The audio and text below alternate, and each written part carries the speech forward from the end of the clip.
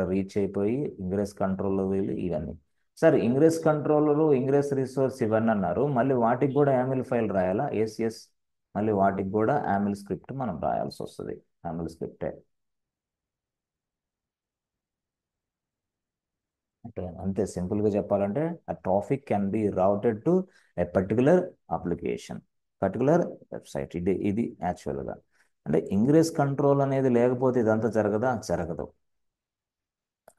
ఇదంతా కూడా జరగాలంటే మనకి పర్టికులర్గా రిసోర్స్ అనేది ఉండాలి, ఇంగ్రెస్ రిసోర్స్. దానికోసం ఇంగ్రెస్ రిసోర్స్లోనే మనం ఇదంతా డిఫైన్ చేస్తాం. ఇంగ్రెస్ రిసోర్స్లోనే మనం ఇదంతా డిఫైన్ చేస్తాం. ఇదిగో ఈ కంటెంట్ ఇలాగా, ఈ కంటెంట్ ఇలాగా, ఈ కంటెంట్ క్లిక్ చేసినప్పుడు అది ఇక్కడికి రీడైరెక్ట్ అవ్వాలి, ఈ కంటెంట్ క్లిక్ చేసినప్పుడు ఇక్కడికి రీడైరెక్ట్ అవ్వాలి అని మనం ఒక యామిల్ ఫైల్లో రాసి పడేస్తాం. యామిల్ ఫైల్ అది ఎలా రాస్తారు ఏంది అవన్నీ నేను చక్కగా చేస్తాం. తర్వాత దాన్ని మనం ఎగ్జిక్యూషన్ కూడా చూస్తాం. వెరీ వెరీ ఇంపార్టెంట్ ఇది ఇంగ్రెస్ కంట్రోలర్ అనేది. సో దాన్నే మనం ఇంకో భాషలో చెప్పాలంటే దీన్నే, ఎస్ ఫ్రెండ్స్, ఇది intelligent load balancer. It's an advanced load balancer, you can say it is an advanced load balancer అని చెప్పుకోండి. This will distribute the traffic to the multiple website as per the customer request. It will distribute the traffic to the multiple website as per the customer request. అంతే సింపుల్గా చెప్పాలంటే. అది ఏదైనా సరే, నువ్వు ఏదైనా ఇవ్వు, అది తీసుకునేది కన్సర్న్డ్ వెబ్సైట్కి అది డైరెక్ట్గా ఫార్వర్డ్ చేస్తుంది.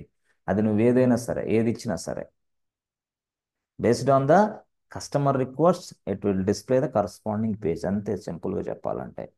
If I ask ABC website, this it goes to ABC. If I ask XYZ, it goes to XYZ. If I ask something, this goes to something. ఇట్లా ఈ మాదిరిగా మనకి ఇంగ్రెస్ అనేది పనిచేస్తుంది. సో ఇది యాక్చువల్గా ఇంగ్రెస్ కంట్రోల్ అనే దానికి మనకి. బట్ ఇదంతా కూడా ఎలా డిస్ప్లే చేస్తుంది? With the help of ingress resource, with the help of ingress resource. So ఇప్పుడు మనం సింపుల్గా ఎలా రాయాలి దానికి స్క్రిప్ట్ అవన్నీ నేను చక్కగా చెప్తాను, నో ప్రాబ్లం. ఆ స్క్రిప్ట్ ఎలా రాయాలి ఏంది అనేది అయితే మనకి మిత్రులారా గుర్తుపెట్టుకోండి, ఎప్పుడైనా సరే మనము ఇక్కడ మనం మాట్లాడే భాష అంతా కూడా పాడే. పాడ్లో ఏముంటుంది అంటే కంటైనర్ ఉంటుంది అంతే. పాడ్లో ఏముంటుంది? కంటైనర్. పాడ్ వేరే, కంటైనర్ లోపల. సో సింపుల్గా చెప్పాలంటే ఈ కంటైనర్లో ఏం నడుస్తూ ఉంటుంది అంటే మైక్రో సర్వీసెస్ అప్లికేషన్ M1, మరొక కంటైనర్లో మళ్ళీ M2. అట్లా అట్లా అంటే ఇవన్నీ ఏంటి అంటే మైక్రో సర్వీసెస్, మైక్రో సర్వీసెస్ ఇవన్నీ M2 micro services. There are multiple micro services are available. That means so many micro services are available or running inside my cluster.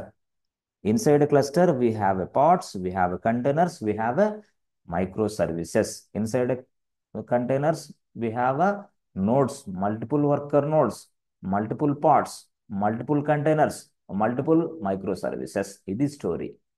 ఏది ఒక క్లస్టర్లో మనం డైరెక్ట్గా ఇవే చూసేది. ఒక క్లస్టర్ తీసుకుంటే దాంట్లో మల్టిపుల్ నోడ్స్ ఉంటాయి. ఇది మల్టిపుల్ నోడ్ అంటే ఏంది? సర్వరే. ఇది లైనెక్స్ సర్వరే, ఇది లైనెక్స్ సర్వరే, ఇది లైనెక్స్ సర్వరే, మొత్తం లైనెక్స్ సర్వర్లే. ఈ సర్వర్స్లో మనం డైరెక్ట్గా డిఫరెంట్ డిఫరెంట్ పాడ్స్ ఉంటాయి. ఇట్లా పాడ్ నెంబర్ 1, పాడ్ నెంబర్ 2, పాడ్ నెంబర్ 3, డిఫరెంట్ పాడ్స్, పాడ్ నెంబర్ 4, ఇట్లా ఇవన్నీ సర్వర్లే. సర్వర్ లోపల పాడ్స్ ఉంటాయి, పాడ్స్ లోపల కంటైనర్స్ ఉంటాయి, కంటైనర్స్ లోపల మైక్రో సర్వీసెస్ ఉంటాయి. సో ఇలాగా మల్టిపుల్ వర్కర్ నోడ్స్ని కలిపి మొత్తం యూనో మేనేజ్ చేయడానికి మనకి మాస్టర్ నోడ్ ఉంటుంది. మాస్టర్ నోడ్, ఎస్ ఎస్, ఈ మాస్టర్ నోడ్ ఉంటుంది. మాస్టర్ నోడ్ అనేది ఏంది? అది మరొక సర్వర్. మరొక మాస్టర్ నోడ్ ఉంటుందా? మరొక మాస్టర్ నోడ్ ఉంటుంది. అదేంది? అది ఒక సర్వర్. ఈ మాస్టర్ నోడ్ డౌన్ అయినప్పుడు ఈ మాస్టర్ నోడ్ వర్క్ చేస్తుంటుంది. సో టోటల్గా ఈ మొత్తాన్ని మనం ఇదిగోండి, ఈ సెటప్ మొత్తాన్ని ఇదిగో, ఈ సెటప్ టోటల్ ఎంటైర్ సెటప్ని క్లస్టర్ అని పిలుస్తాం. క్లస్టర్ అంటే ఇది క్యూబర్నెటిస్ క్లస్టర్, కేఎటిఎస్ క్లస్టర్. కేఎటిఎస్ అంటే ఏంది? క్యూబర్నెటిస్ క్లస్టర్ అని పిలుస్తాం. ఇది స్టోరీ సింపుల్గా. ఇవి మీరు single cluster can run on multiple website. Single cluster can run on multiple websites. అంతే కదా, మల్టిపుల్ వెబ్సైట్ని మనం రన్ చేసుకోవచ్చు సింగిల్ క్లస్టర్లో. ఎందుకు? Cluster is nothing but what? Multiple nodes, multiple parts, multiple containers, multiple micro services. Yes, అంటే ఇక్కడ నడిచేదంతా micro services అప్లికేషన్సే.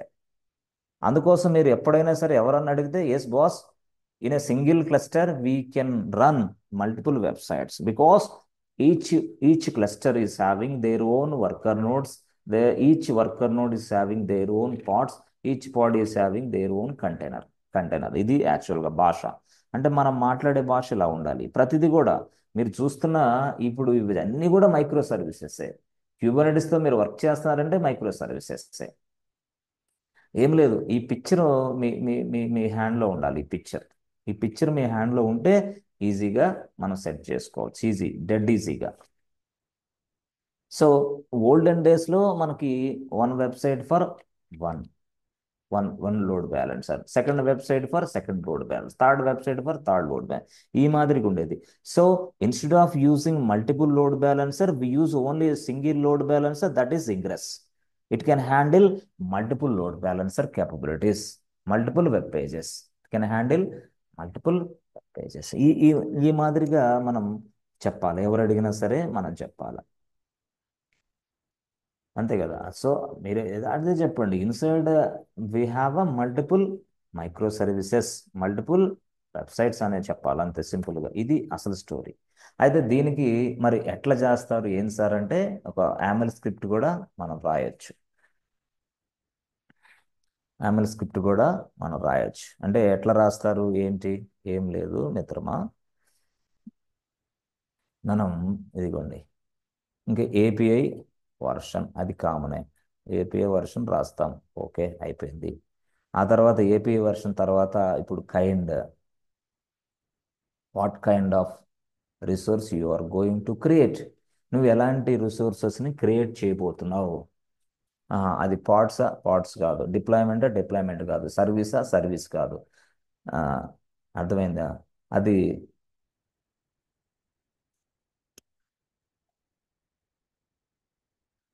పీవీసీనా? PVC కాదు. పీవీనా? పీవీ కాదు. మరి ఇప్పుడు ఏంది? కైండ్ అనేది ఇంగ్రెస్. ఇది మనం ఇప్పుడు తయారు చేసే ఇంగ్రెస్. కైండ్ అనేది ఇంగ్రెస్. ఇక దాని తర్వాత మీకు తెలుసు మెటా డేటా ఉంటుంది. మెటా డేటా అంటే ఏంది? దీని గురించి కొంత విశ్లేషణ. అప్పుడు నేను ఏం చేస్తాను, మెటా డేటాలో రాసుకుంటా ఏమని, బాబు ఈ నేమ్ వచ్చేసి దీని పేరు ఏబిసి బ్యాంక్ సంథింగ్ ఇంగ్రెస్ అని రాస్తా, ABC bank ingress suppose let's say, ఇట్లా ఈ మాదిరిగా. ఇక స్పెసిఫికేషన్లో రాసుకోవాలి. స్పెసిఫికేషన్ ఉంటుంది, ఎస్పిసి అంతే, స్పెక్ ఉంటుంది అంతే, ఆ స్పెక్లో నేను రాస్తా. అయితే ఇక్కడ వాడు ఏమన్నాడంటే, ఇక్కడ ఇక్కడ ఏమన్నాడంటే వాడు, ఇంగ్రెస్ క్లాస్ నేమ్ అన్నాడు, ఇంగ్రెస్ క్లాస్ నేమ్ అన్నాడు, ఇంగ్రెస్ క్లాస్ నేమ్ అన్నాడు. కీవర్డ్స్ ఉంటాయి కదా, ఆ కీవర్డ్స్ను మనం మెయింటైన్ చేయాలి. ఇది గుర్తుపెట్టుకుంటే చాలు, ఇంగ్రెస్ క్లాస్ నేమ్లో మనం ఏం రాస్తామంటే same thing, ABC bank ingress. అదే రాసుకోవచ్చు సార్ అని రాసుకో, ఏమైంది? ABC bank ingress out. ABC bank ingress కరెక్టే, కానీ బాబు ఏబిసి బ్యాంక్ ఇంగ్రెస్ అని రాశావు, అసలు ఇది ఏ ఏ ఏ రూట్ వస్తుంది? హెచ్టిటిపినా హెచ్టిటిపిఎస్ఆ? ఏది చెప్పండి. అంటే నాకు వచ్చే రిక్వెస్ట్లు ఏంటి? నీకు వచ్చే రిక్వెస్ట్లు హెచ్టిటిపిఎస్ఏ తీసుకో. Okay, this is what rules define చేస్తాం అనమాట. రూల్స్ హెచ్టిటిపిఎస్ వచ్చింది, పొరపాటు నువ్వు హెచ్టిటిపి ఇస్తే యాక్సెప్ట్ చేయదు, హే హూ ఆర్ యూ అనేది. ఎందుకు ఇచ్చింది హెచ్టిటిపిఎస్ అంటే రూల్స్ అని రాసి ఖచ్చితంగా ఇదే రావాలి, నాకు రిక్వెస్ట్ హెచ్టిటిపిఎస్ఏ రావాలి. అర్థమైందా? హెచ్టిటిపిఎస్ రాకపోతే, ఏ ఇది నువ్వు ఇచ్చింది ఇది కాదు, ప్లీజ్ సరి చేసుకోండి అని మళ్ళీ మనకు మెసేజ్ ఇచ్చింది. అర్థమైందా? అంటే హెచ్టిటిపిఎస్ అనేది వేరే, హెచ్టిటిపిఎస్ వేరే, సింపుల్గా చెప్పాలంటే అట్లా ఆ మాదిరిగా. సో ఇది ఎస్. ఆ తర్వాత మనకి బ్యాక్ ఎండ్. బ్యాక్ ఎండ్ దేంతో కనెక్ట్ అవ్వాలి అవి రాసుకుంటాం. బ్యాక్ ఎండ్ పోర్ట్ ఎంత? పోర్ట్ ఖచ్చితంగా ఉండాలి. పోర్ట్ ఎంత? మనం 80.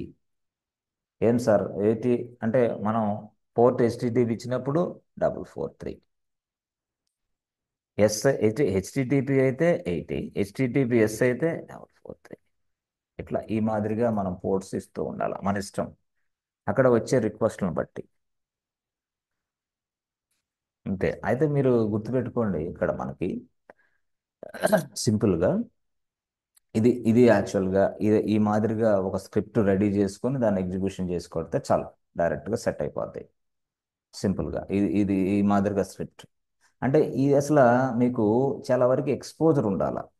ఇవన్నీ ఇవన్నీ తెలియకుండా డైరెక్ట్గా ఏదో ఊరికి బట్టి కొట్టినట్టు స్క్రిప్ట్ డైరెక్ట్గా టైప్ చేసి అమ్మా అవుట్పుట్ వచ్చిందా, వచ్చిందా, ఓకే థ్యాంక్ యూ, ఎందుకు లాభం ఏంది? అసలు ఏంది ఇంగ్రెస్ అంటే ఏంది, ఇంగ్రెస్ ఎందుకు ఉపయోగిస్తాం, అసలు ఇంగ్రెస్లో ఉన్న పాసిబిలిటీస్ ఏంటి, అసలు అది వరకు లోడ్ బ్యాలెన్స్లో ఉన్న అసలు డిసడ్వాంటేజెస్ ఏంటి, ఇది దీన్ని కంట్రోల్ ఎలా మనం కంట్రోల్ చేస్తున్నాం ఎక్కడ క్యూబర్నెటిస్లో, ఇవన్నీ మనం అర్థమయ్యేలాగా అవతల వ్యక్తి చెప్పడమే ఇంటర్వ్యూ అంటే. అంతే, సింపుల్గా చెప్పాలంటే. అంతేగాని వాడు క్యూబ్ ఏడిఎం ఇన్స్టాల్ చేయి, మినీ క్యూబ్ ఇన్స్టాల్ చేయి, చేసేసి వెంటనే ఇదంతా చేయాలంటే చాలా టైం పట్టిద్ది. ఎక్కడ కుదిరిద్ది నీకు అసలు? పెద్ద కష్టమైన పని. ఫస్ట్ ఇక్కడి నుంచి రావాలా. ఇక్కడి నుంచి వచ్చిన తర్వాత అప్పుడు మనం మినీ క్యూబ్ ఇన్స్టాల్ చేసుకొని అప్పుడు మనం దీన్ని ప్రాక్టీస్ చేస్తే చక్కగా అర్థం